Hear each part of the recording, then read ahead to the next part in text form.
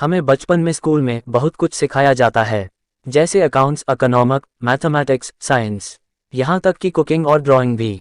लेकिन वह हमें सबसे ज़रूरी चीज़ तो सिखाना भूल ही गए हैं, जो कि है इन्वेस्टमेंट अर्थात निवेश। हम देशभक्ति की बात करते हैं, हम आर्मी की बात करते हैं, लेकिन हम एक बात भूल जाते हैं कि एक देश को उसका बिजनेस महान और सशक्त बनाता है। बिजनेस की वजह से ही हमारी ग्रोस डोमेस्टिक प्रोडक्ट जीडीपी भी बढ़ती है, हमारी इकोनॉमी बढ़ती है। इसकी वजह से लोगों को जॉब्स मिलती है, काम मिलता है। हेलो दोस्तों, 1M समरी चैनल में आपका फिर से स्वागत है। आज हम बात करने वाले हैं लर्न टू अर्न, जिसे लिखा है पीटर लिंच ने। आइए शुरू करते हैं। फाइनली देश की ग्रोथ होती है, लेकिन क्या हमने कभी सोचा है कि बिजनेस कैसे ग्रो करते हैं? वह तब ग्रो करते हैं जब कोई उनमें पैसा इन्वेस्ट करता है। आज हम इसी बारे में सीखेंगे कि आखिर इन्वेस्टमेंट होता क्या है, कंपनीज कैसे ग्रो करती है, हम किन किन चीज़ों में पैसा इन्वेस्ट कर सकते हैं। तो हम उम्मीद करते हैं कि आप इस बुक समरी को उतना ही एंजॉय करेंगे जितना हमने इसे लिखते समय एंजॉय किया है। ए शॉर्ट हिस्ट्री ऑफ कैपिटलिज्म। सबसे पहले ये समझते हैं कि आखिर कंपनी होती क्या है। जब कई लोग एक साथ मिलकर एक बिजनेस करना चाहते हैं तो वह एक कंपनी बनाते हैं।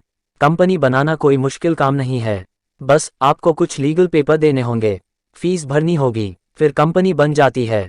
अब तो यह और भी आसान हो गया है। भारत सरकार ने केवल आधार कार्ड सबमिट करने पर ही कंपनी फॉर्मेशन की अनुमति दी है। कई लोग सोचते हैं कि कंपनी मतलब एक बिल्डिंग या एक ऑफिस होता है, लेकिन कंपनी कुछ लीगल पेपर का एक फोल्डर है। लॉ नज़र में कंपनी एक अलग इंसान होता है, जैसे कि आप और मैं, जिसे गवर्नमेंट सजा भी दे सकती है, उस पर फाइन भी लगा सकती है। इसका फ़ायदा यह है कि मान लीजिए आपने एक कंपनी खोली, आपने उस कंपनी में 1 लाख रुपए इन्वेस्ट किए। कल को उस कंपनी से कोई गलती हो जाती है तो केस कंपनी के ऊपर होगा, आपके ऊपर नहीं। इसमें आपका ज़्यादा से ज़्यादा 1 लाख का नुकसान हो सकता है। वही 1 लाख जो आपने कंपनी में इन्वेस्ट किया था, गवर्नमेंट आपके पर्सनल एसेट्स जैसे घर, गाड़ी, गोल्ड नहीं ले सकती। यही कंपनी बनाने का सबसे बड़ा फ़ायदा है कि आप लायबिलिटीज़ लिमिटेड होती हैं, यानी आप उतनी ही चीज़ों के लिए लायबल हैं जितनी आपने इन्वेस्ट की है। इसीलिए कंपनी के नाम के आगे लिमिटेड शब्द लगाया जाता है। अब टाइप्स ऑफ कंपनीज के बारे में जानते हैं। कंपनी 2 तरह की होती हैं। प्राइवेट कंपनी उसे कहते हैं जिसमें आम पब्लिक पैसा इन्वेस्ट नहीं कर सकती। अगर आपको किसी प्राइवेट कंपनी में हिस्सा चाहिए तो एक ही रास्ता है, आपको ओनर से शादी करनी पड़ेगी। पब्लिक कंपनी यह वह कंपनीज होती है जिनके शेयर मार्केट में खरीदे और बेचे जा सकते हैं। इनके शेयर्स कोई भी खरीद सकता है, चाहे आप अमीर हो या गरीब, बस आपके पास इन्हें खरीदने के लिए पैसा होना चाहिए। जब भी हम किसी कंपनी के शेयर्स खरीदते हैं तो लीगली हम कंपनी के मालिक बन जाते हैं। बेशक छोटे से ही सही, लेकिन मालिक जरूर बनते हैं। हम अपनी पसंद की किसी भी कंपनी के शेयर खरीद सकते हैं। The basic of investing. अक्सर देखा गया है कि ज़्यादातर लोग जिंदगी में काफ़ी लेट इन्वेस्टमेंट करने के बारे में सोचते हैं, क्योंकि उनका ये कहना होता है कि अभी जॉब नहीं लगी, मैं अपनी जिम्मेदारी को पूरा कर लूँ। लेकिन हम जितनी जल्दी इन्वेस्टमेंट करना शुरू करते हैं उतना ही ज़्यादा हमें फ़ायदा होता है। इन्वेस्टमेंट का सबसे पहला लेसन है कि हमें सेविंग करने की शुरुआत करनी होगी। इसे एक एग्जाम्पल से समझते हैं। एक लड़का राजीव है जिसकी अभी नई नई जॉब लगी है, जिसे लोगों को दिखाना है कि वह अमीर बन चुका है। वह सोचता है कि अब क्यों न एक अच्छी सी 20 लाख तक की गाड़ी ले लूँ। इसे खरीदने के लिए वह लोन लेता है। वह अपनी सारी सेविंग्स निकालकर 2 लाख रुपए का डाउन पेमेंट देता है, फिर 18 लाख रुपए का लोन ले लेता है। उसने 5 साल का लोन 11.6% के रेट पर लिया। अब हर महीने वह लगभग 40,000 रुपये उसकी इंस्टॉलमेंट भरता है। शुरू में राजीव जब भी अपनी नई गाड़ी कहीं पार्क करता तो लोग वाह वाह करते रह जाते, लेकिन 5 सालों के बाद गाड़ी पुरानी सी लगने लगी। अब ऐसी गाड़ी को देखकर कौन वाह वाह करता, लेकिन ऐसी गाड़ी खरीदने के चक्कर में राजीव ने लोन ले लिया। वही लोन को चुकाने के लिए उसे 6 लाख रुपए एक्स्ट्रा देना पड़ा, यानी कि एक गाड़ी पर 20 की जगह 26 लाख खर्च हुए। 5 साल के बाद जब अपने लोन चुका दिया, तब उसके पास एक ऐसी गाड़ी थी जिसे अब वह पसंद भी नहीं करता था, जिसकी कीमत मार्केट में सिर्फ 8 लाख रुपए रह गई। वहीं दूसरी तरफ राजेश नाम के एक दूसरे समझदार लड़के को भी बिल्कुल सेम सैलरी पर जॉब मिली थी। राजेश ने भी गाड़ी ली, लेकिन सेकंड हैंड, वह भी बिना किसी लोन लिए। वह इस बात को समझता था कि गाड़ी उसके लिए बस एक ट्रांसपोर्ट का साधन है जो उसे एक जगह से दूसरी जगह तक ले जा सकती है। गाड़ी पर कोई डेंट या स्क्रैच लगने से उसे कोई फर्क नहीं पड़ता था। वह अपनी सैलरी का एक बड़ा हिस्सा इन्वेस्ट कर रहा था। फिर एक ऐसा समय आया जब राजेश ने अपना खुद का घर खरीदा। उसने अपने ऊपर के 2 फ्लोर को रेंट पर दे दिया। फिर हर महीने पैसिव इनकम कमाने लगा। पैसिव इनकम वह होती है जिसमें किसी भी इंसान को एक्टिवली कुछ नहीं करना पड़ता, लेकिन फिर भी उसकी कमाई होती रहती है। अब राजेश को अपनी सैलरी के साथ रेंट भी मिल रहा था, यानी कि वह समझ गया था पैसों से और ज़्यादा पैसे कैसे बना जाते हैं, यानी अपने पैसों का सही इस्तेमाल कैसे किया जाता है। 5 बेसिक इन्वेस्टमेंट्स। जो इस बात को समझ गए हैं कि इन्वेस्टमेंट करना कितना ज़रूरी होता है, उनके पास पैसे इन्वेस्ट करने के 5 ऑप्शंस हैं। सेविंग्स अकाउंट ये बड़ा सिंपल सा कॉन्सेप्ट है जिसे हम में से ज़्यादातर लोग यूज़ करते हैं। इसमें हर महीने हम कुछ पैसे बैंक में डालते हैं। बैंक उन पैसों को दूसरों को लोन देने में इस्तेमाल करती है। लोन पर दिए गए पैसों पर बैंक ज़्यादा इंटरेस्ट लेती है, उससे कुछ कम इंटरेस्ट हमें देती है, यानी आप पैसे सेव करके उन पैसों से और पैसा कमा सकते हैं। सेविंग करने का हमारा मकसद होता है हम कम से कम इन्फ्लेशन को तो बीट कर सकें, यानी महंगाई को। इसे एक एग्जाम्पल से समझते हैं। मान लीजिए कि आज आपने बैंक में 6% के हिसाब से 100 रुपये जमा किए।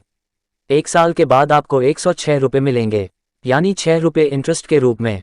लेकिन बदकिस्मती से उस साल इन्फ्लेशन भी 6% ही था, यानी जो सामान आप पहले 100 रुपये में खरीदे थे, आज वही सामान आपको 106 रुपये में मिलेगा। इसका मतलब यह है कि आपका रियल रिटर्न तो 0% हुआ, यानी आपका पैसा आपके लिए कुछ नहीं कमा सका। इन्वेस्टमेंट इन कलेक्टेबल, इसका मतलब ये होता है किसी ऐसी कोई चीज़ खरीदना जिसके लिए फ्यूचर में लोग हमें ज़्यादा पैसे देने के लिए तैयार हो जाएं। एग्जाम्पल के लिए पुराने सिक्के, कोई एंटीक आइटम्स, कोई यूनिक पेंटिंग etc। जब हम इन चीज़ों में इन्वेस्ट करते हैं तो हम सोचते हैं आने वाले समय में ये लोगों को ज़्यादा अपील करेगी। जैसे मोनालिसा की पेंटिंग, लोग हमें उसके लिए ज़्यादा पैसे देंगे। लेकिन इसका सबसे बड़ा नुकसान यह है, हो सकता है कि यह सामान टूट जाए, जल जाए या चोरी हो जाए। ऐसी सिचुएशन में हमारी इन्वेस्टमेंट ज़ीरो हो सकती है। हाउस एंड अपार्टमेंट, यह एक ऐसा इन्वेस्टमेंट है जिसे एक अच्छा इन्वेस्टमेंट कहा जा सकता है, क्योंकि इसमें हम अदर पीपल मनी OPM का इस्तेमाल कर सकते हैं, यानी दूसरों के पैसों को यूज़ करके अमीर बन सकते हैं। जिसका मतलब है कि इस तरह के इन्वेस्टमेंट के लिए लोन मिल जाता है। इसमें अक्सर लोग घर की पूरी कीमत का सिर्फ 20% डाउन पेमेंट अपनी जेब से खर्च करते हैं, बाकी का 80% लोन से आता है। ज़्यादातर लोगों का घर में इन्वेस्टमेंट करने का मकसद ये होता है उसे रेंट पर दे सके, जिससे उनकी रेंटल इनकम इतनी हो जाए कि वह लोन की इंस्टॉलमेंट से ज़्यादा हो, ताकि उनकी जेब से लोन का 1 रुपया भी खर्च ना हो। देखा जाए तो उसे वह प्रॉपर्टी 20% जो उसने डाउन पेमेंट दिया था उस पर मिली है। इतना ही नहीं, लोन चुकाने के बाद भी उसे उस घर से रेंटल इनकम मिलती रहेगी, यानी जिंदगी भर के लिए पैसिव इनकम। इसके साथ ही जब जब उसके घर की कीमत बढ़ेगी उसकी रेंट वर्थ भी बढ़ती जाएगी। इन्वेस्टमेंट इन बॉन्ड्स, बॉन्ड्स बस एक कागज़ का टुकड़ा होता है जो ये कहता है कि आपने किसी को लोन दिया है, जिसे आपने लोन दिया है वह कब कब और कितने पैसे आपको देगा। क्योंकि सेविंग अकाउंट से ज़्यादा इंटरेस्ट बॉन्ड्स में मिलता है, इसलिए लोग बॉन्ड्स में भी इन्वेस्ट करते हैं। गवर्नमेंट से लेकर पब्लिक कंपनी सब हमें बॉन्ड्स बेचती हैं, यानी हमसे लोन लेती हैं। अगर हम रिस्क लेने से डरते हैं या हम सिक्योर माइंडसेट के हैं तो हम गॉफ्ट बॉन्ड्स खरीद सकते हैं, क्योंकि बैंक की तरह ही उनके पीछे भी गवर्नमेंट का सपोर्ट होता है। दूसरा ऑप्शन है पब्लिक कंपनी से बॉन्ड्स लेना। सबके मन में ये डाउट होता है, अगर हमने किसी कंपनी के बॉन्ड्स खरीदें फिर वह कंपनी ही बंद हो गई तो क्या होगा। इस केस में हमारे पैसे तब भी सिक्योर होते हैं, क्योंकि अगर कंपनी का दिवाला निकल जाता है तब इस कंपनी के एसेट्स की नीलामी की जाती है। इस नीलामी से जो पैसा आता है वह सबसे पहले बॉन्ड्स होल्डर्स को दिया है, उसके बाद में शेयर होल्डर्स को। हमारी इन्वेस्टमेंट तब रिस्क में होती है जब कंपनी के सारे एसेट्स को बेचने के बाद भी इतने पैसे इकट्ठे नहीं होते कि सभी बॉन्ड्स होल्डर्स के पैसे चुकाए जा सके। इसी वजह से कई लोग गॉफ्ट बॉन्ड्स ही लेना पसंद करते हैं। इन्वेस्टमेंट इन स्टॉक्स, कई लोग स्टॉक्स यानी शेयर को ही बेस्ट इन्वेस्टमेंट मानते हैं, क्योंकि इसकी रखवाली हमें नहीं करनी पड़ती है। इस तरह के इन्वेस्टमेंट में कंपनी जितने प्रतिशत ग्रो करेगी हमारी वेल्थ भी उतने ही प्रतिशत ग्रो करती रहेगी। इसमें सबसे इंटरेस्टिंग बात तो यह है कि हमें उस कंपनी में कोई भी काम नहीं करना पड़ेगा। जो कंपनी के बॉन्ड होल्डर्स होते हैं, यानी जिन्होंने कंपनी को लोन दिया है, उन्हें बस उतने ही पैसे दिए जाते हैं जितना उस बॉन्ड सर्टिफिकेट में लिखा होता है। फिर वह कंपनी आगे चलकर चाहे माइक्रोसॉफ्ट या रिलायंस ही क्यों ना बन गई हो, लेकिन जो शेयर होल्डर्स होते हैं वह कंपनी की ग्रोथ का पूरा मजा उठाते हैं। यानी अगर कंपनी 20 गुना बढ़ेगी तो उनकी इन्वेस्टमेंट भी 20 गुना हो जाएगी। अगर हमें इन्वेस्ट करना शुरू करना है तो ऐसा नहीं है हमें करोड़पति होना होगा या लखपति होना होगा। आप 500 रुपये से भी इन्वेस्ट कर इसकी शुरुआत कर सकते हैं। स्टेट बैंक ऑफ इंडिया का आज का शेयर प्राइस 447 रुपये और 65 पैसे चल रहा है। इसका मतलब है कि हम 447 रुपये 65 पैसे में ही स्टेट बैंक ऑफ इंडिया का कुछ हिस्सा खरीद सकते हैं। ऑथर कहते हैं कि अगर हम ये भी नहीं करना चाहते हैं तो हम किसी कंपनी को ट्रैक करना शुरू कर सकते हैं, फिर उसकी फाइनेंशियल स्टेटमेंट को पढ़कर यह इमेजिन कर सकते हैं कि हमने उसके शेयर खरीद लिए हैं। अब हमें ये देखना होगा क्या हम लॉन्ग टर्म में उस कंपनी को उतार चढ़ाव के बिहेवियर को प्रेडिक्ट कर पा रहे हैं या नहीं, यानी क्या हमारे इमेजिनरी शेयर की वैल्यू बढ़ी है या नहीं। जब हमें कुछ अंदाजा होने लगे तब हम सच में शेयर खरीदना शुरू कर सकते हैं। जब लोगों को शेयर्स में नुकसान होता है तो ये शेयर्स की गलती नहीं होती बल्कि उसमें गलती शेयर खरीदने वाले की होती है, क्योंकि जितना वक्त हम एयर कंडीशनर को खरीदने में लगाते हैं उतना वक्त हम किसी कंपनी के शेयर खरीदने में नहीं लगाते हैं। जल्दबाजी में किसी कंपनी में इन्वेस्ट करना बहुत बड़ी बेवकूफ़ी है। इन्वेस्टमेंट इन म्यूचुअल फंड्स अगर हम खुद अपने पैसों को इन्वेस्ट करना नहीं चाहते तो ऑथर कहते हैं कि हम म्यूचुअल फंड्स में भी पैसा इन्वेस्ट कर सकते हैं। म्यूचुअल फंड में एक एक्सपर्ट होता है जिसे फंड मैनेजर कहा जाता है। इसका काम होता है मार्केट में अलग अलग कंपनी को स्टडी करना, ये देखना कि कौन सी कंपनी फ्यूचर में ग्रो कर सकती हैं। म्यूचुअल फंड्स में कई लोग पैसा इन्वेस्ट करते हैं। उदाहरण के लिए आपने 10,000 रुपये दिए, मैंने 20,000 रुपये दिए। अब फंड मैनेजर इन सारे पैसों को कई अलग अलग कंपनी में इन्वेस्ट कर देता है। अगर यह सारी कंपनियां ग्रो करती है तो ये सारा प्रॉफिट इन्वेस्टर्स को उनके लगाए गए पैसों के हिसाब से दे दिया जाएगा। इसी तरह अगर लॉस हुआ वह भी इन्वेस्टर्स को ही सहन करना पड़ेगा। अब क्योंकि फंड मैनेजर हमारे लिए काम करता है तो वह इसके लिए हमसे कमीशन लेता है, जिसे एक्सपेंसेस रेशियो कहा जाता है। टाइप्स ऑफ इन्वेस्टर्स, अगर हमें इन्वेस्ट करने में मजा आ रहा है तो हम शेयर्स खरीद सकते हैं। पीटर कहते हैं कि इसके लिए हमें MBA करने की ज़रूरत नहीं है। एक आम आदमी भी अपने लिए शेयर ढूंढ सकता है, यहाँ तक कि वह किसी फंड मैनेजर से ज़्यादा रिटर्न भी कमा सकता है।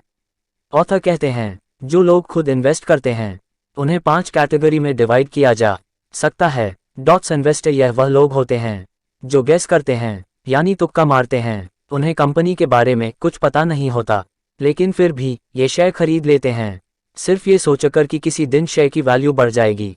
ये बिल्कुल एक लॉटरी का टिकट खरीदने जैसा है। इन्हीं लोगों को शेयर में नुकसान होता है। इन्हीं की वजह से लोग शेयर मार्केट के साथ नेगेटिव इमोशंस जोड़ देते हैं। हॉट टिप्स इन्वेस्टर ये लोग पार्टी में आए हुए मेहमानों और दोस्तों से टिप्स लेते हैं। अगर कोई कहता है कि रिलायंस के शेयर के दाम बढ़ने वाले हैं, ले लो, तो ये सचमुच शेयर खरीद लेते हैं। एजुकेटेड इन्वेस्टर इसमें ये टीवी पर बोलने वाले लोगों की टिप्स को सुनते हैं। हालांकि यह पिछली दोनों कैटेगरी से कुछ बेहतर होते हैं, फिर भी इसमें गलत डिसीजन लेने का चांस ज़्यादा होता है, क्योंकि लाखों लोग इन्हीं टिप्स को सुनकर शेयर खरीद लेते हैं, जिसकी वजह से किसी को भी फायदा नहीं होता। ब्रोकर टिप्स इन्वेस्टर ये लोग एक ब्रोकर की टिप पर डिसीजन लेते हैं। ब्रोकर जब आपसे कहता है कि मैंने कंपनी को एनालाइज किया हुआ है, इन कंपनीज में इन्वेस्ट कर दीजिए, आपका पैसा डबल हो जाएगा। हो सकता है कि आपका ब्रोकर इंटेलिजेंट हो, उसने सच में कंपनी को एनालाइज किया हो, लेकिन ब्रोकर तो कमीशन बेसिस पर काम करते हैं, यानी वह उन स्टॉक्स को खरीदने के लिए कहेगा जिसमें उसको ज़्यादा फायदा हो। डूइंग ओन रिसर्च इन्वेस्टर ये खुद अपनी समझ से कंपनी को स्टडी करते हैं, फिर अपनी तसल्ली के बाद ही इसमें पैसे इन्वेस्ट करते हैं। ये सबसे बेस्ट इन्वेस्टर होते हैं। अगर आप एक बेसिक इन्वेस्टर भी हैं लेकिन इस कैटेगरी में आते हैं तो बहुत हाई चांस है आप सक्सेसफुल होंगे। अगर वीडियो पसंद आई हो तो लाइक कर दो और चैनल को सब्सक्राइब करके घंटी दबा दो ऐसे ही वीडियो के लिए। थैंक्स।